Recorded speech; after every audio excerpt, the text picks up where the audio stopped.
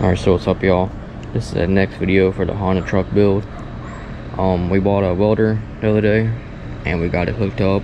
We tested it, and over there is the scrap metal we used. This is a flux core welder, and it is actually only 120 volts and 20 amps. I mean, I had to get a really small one because we're using house power. We don't have the capabilities of a 240 volts with, I think, 50 amps. We don't have that kind of power here, so we had to make do with what we had. Plus, it was the cheapest welder they had at Harbor Freight, but it actually does great, and it's doing great. Now I'll show you the welds here in a second.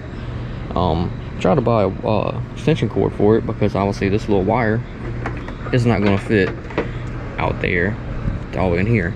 So I looked in this research.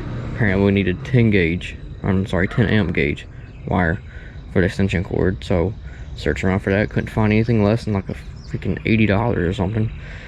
So I went on Amazon, found some for like 40 bucks. I was like, okay. And a lot of people said they used it for the welders and it worked great. So I said, all right, sweet. Bought it. Next day delivery came in.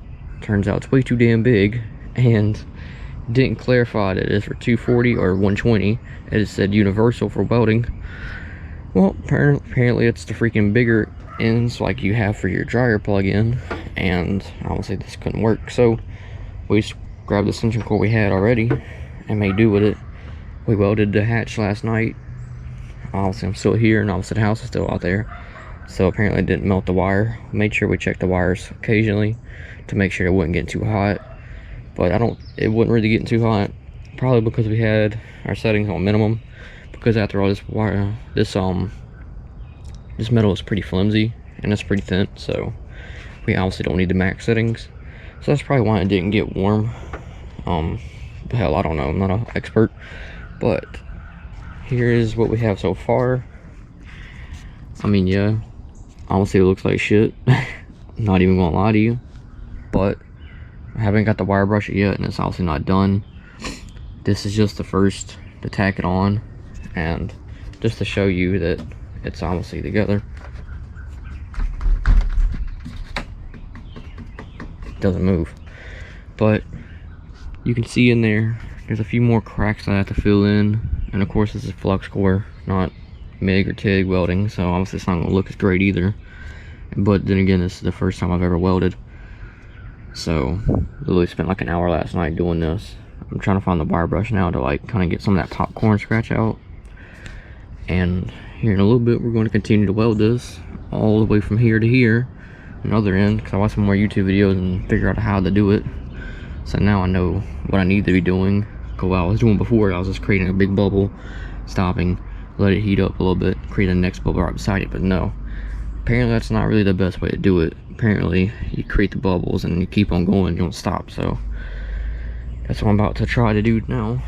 But if you see under here, you can see a bunch of sticks I ended up missing from when I was trying to weld to the actual hatch up here. But you know what, it's not a show car, man. You know, this is the first time I've ever done anything like this, first time I've ever welded. And you know, I'm just trying to do this by myself. So, I mean, we're not looking for professional quality. This is a DIY project.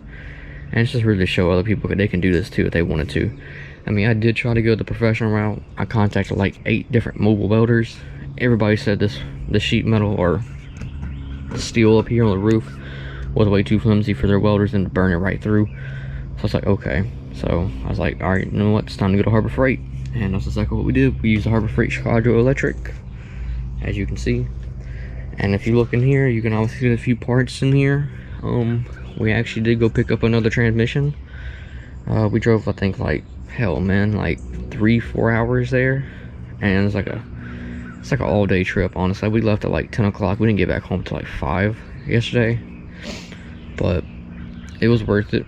We got the transmission now, so the dude told me that it would run, and it ran when he parted it out because it was wrecked. So he said he test drove it the day before and said it ran just fine. So for 300 bucks, I was like, okay. LKQ can't even compete with those prices and guarantee it. So we will be also putting another transmission in it, because as you can tell before in the other videos, we tried to do the shift linkage, the shift cables. We tried all that, still was nothing happening. So yeah, my last resort is it's got to be the transmission was bad. So let me show you real quick.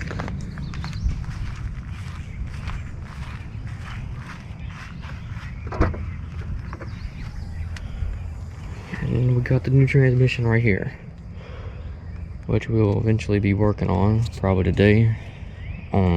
Taking the old one out and putting this one in. I mean, it doesn't look pretty, of course, but as long as it works, that's all that matters, honestly. No one's going to see the transmission anyway, so who cares? But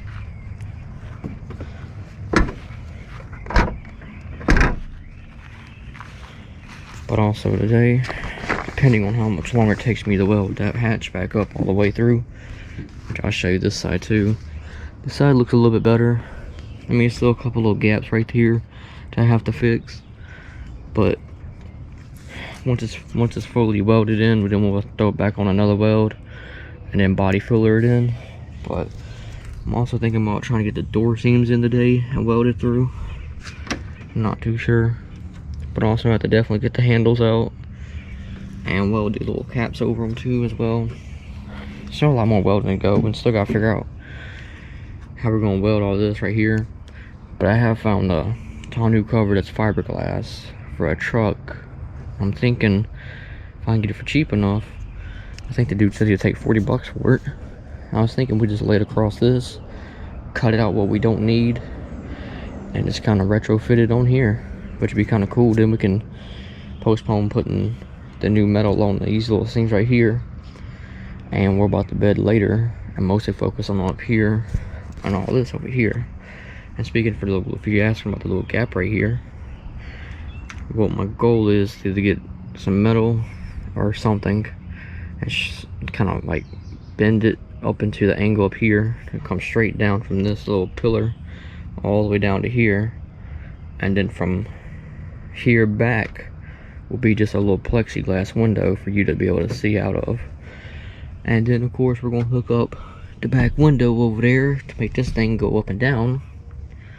And then back here, I'm not going to weld anything right there because that's just way too close to the wires, and there's no way I can really reroute that wire.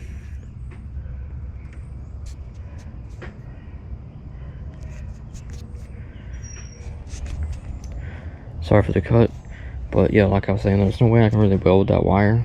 I can take that wire out and relocate it simply because it goes straight to the fuel pump and the gas tank, so there's no way I can really work around that.